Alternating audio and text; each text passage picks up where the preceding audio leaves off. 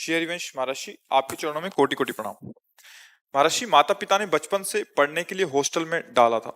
वहां गलत संगति के कारण दोस्ती के साथ गंदी वीडियो देखना और ब्रह्मचर्य का नाश करना सीख लिया। कई सालों तक ऐसा ही चलता रहा। एक ऐसा भी समय आया कि रोज तीन तीन बार ब्रह्मचर्य नष्ट करा। भगवान शिव की कृपा से आपके सत्संग मिला और नाम की महिमा आपसे सुनी। बहुत प्रयास करने पर भी गंदी आदत तो छूट गई है, बट महीने में 3-4 बार ये क्रिया हो जाती है। महाराज जी, क्योंकि शरीर एकदम खराब हो गया। अभ्यास अभ्यास गलत अभ्यास।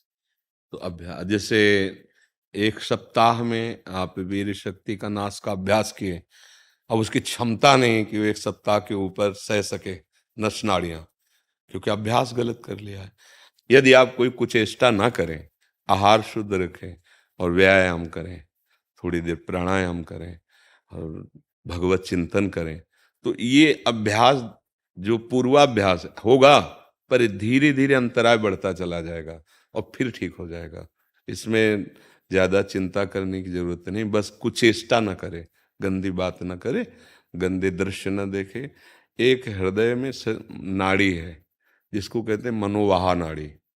जब हम गंदी बात देखते हैं, गंदा चिंतन करते हैं, तो जैसे दूध में घी विराजमान रहता है, मंथन से निकलता है, ऐसे ही पूरे शरीर में वीर शक्ति विराजमान है। उसके लिए कोई थैली नहीं, जैसे पित्त की थैली है, कैसे वीर की थैली, ऐसा नहीं है, पूरे शरीर में है वो। और वो जहां मनोवाह नाड़ी गंदा चिंतन हुआ, तहां वो पूरे शरीर से मथ करके अब वो क्रिया करो या न करो, वो सोते समय स्वप्न दोष में या ऐसे बहुत जोर लगा के लोग शंका की, वो बाहर हो गए। इससे बहुत दुर्दशा हो गई नौजवानों की। आप ही नहीं है, ऐसे लाखों नौजवान हैं।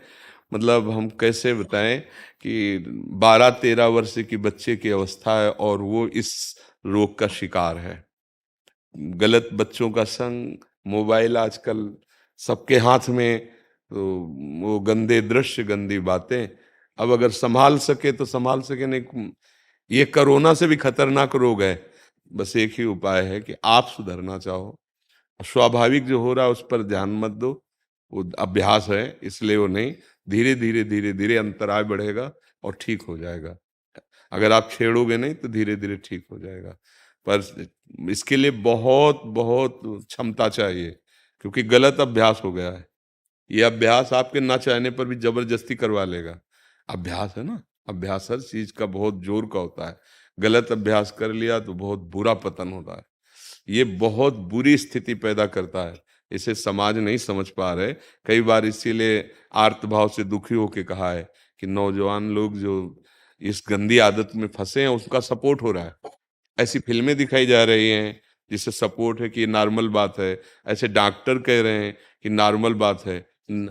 टीचर्स भी कहते हैं। आप खुद उन बच्चों से पूछो जो शरीर त्यागने के लिए तैयार हैं, कई बार यहाँ सामने आ चुके हैं। अगर नॉर्मल बात है तो आप हृदय से देखो क्या हो रहा है। अब नए बच्चों की ताकत नहीं रह गई है चिंतन करने की। इतना नकारात्मक सोच आ चुकी है कि जीवन से निराश हो रहे हैं। ये अब कैसे उन मास्टर को कहे, कैसे उन डॉक्टर को कहे, कैसे उन लोगों को कहे कि हमारी नई पीढ़ी को बर्बाद करने के लिए एक ये सपोर्ट वाली बात की नहीं, नॉर्मल है ये बात। ऐसे कैसे नॉर्मल है? जो जीवनी शक्ति है उसका सर्वनाश किया जा रहा है, नॉर्मल बात है? हमारी तो समझ में आ रही कि कैसे तुम डॉक्टर हो, कैसे तुम मास्टर हो। डॉक्टर और मास्टर का मतलब एक माँ और पिता जैसा प्यार, वो मरीज के लिए, वो अपने विद्यार्थी के लिए। तुम अपने बच्चे का नाश कर रहे हो और कह रहे हो नॉर्मल बात है। अरे उसको 20-25 वर्ष का संयम पूर्वक होने दो, फिर गृहस्थी में जाए, पाणी ग्रहण संस्कार ब्याह आदि करके, तो एक संयम का बर्ताव होता है।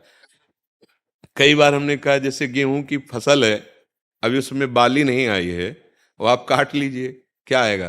कुछ नहीं, बुश भी पूरा तैयार नहीं होगा। ऐसे ही अभी आपकी अवस्था परिपक्व हुई नहीं, अभी वीर परिपक्व हुआ नहीं, आप गंदे आचरणों में उतर गए, तो न संतान लायक रह गए, न गृहस्थी लायक रह गए। जीवन एकदम एकदम उजड़ा, उदास, निराश, एकदम क्लेश, अशांति में भावना बन जाएगी। देखो ना, नए नए बच्चों की दुर्दशा हो रही है। तो अभी संभाल लो बच्चा, अभी तो संभलने के चांस है। बकाया है बहुत खतरनाक। जिसने अपना लिया इस, उसको सुधरना बहुत ही कठिन है। भगवान का नाम, भगवान का आश्रय, भक्तों का संग, सोई बच सकता है, नहीं तो बहुत कठिन। छोटे छोटे बच्चे, इसके छोटे छोटे बच्चे शिकार हो रहे हैं।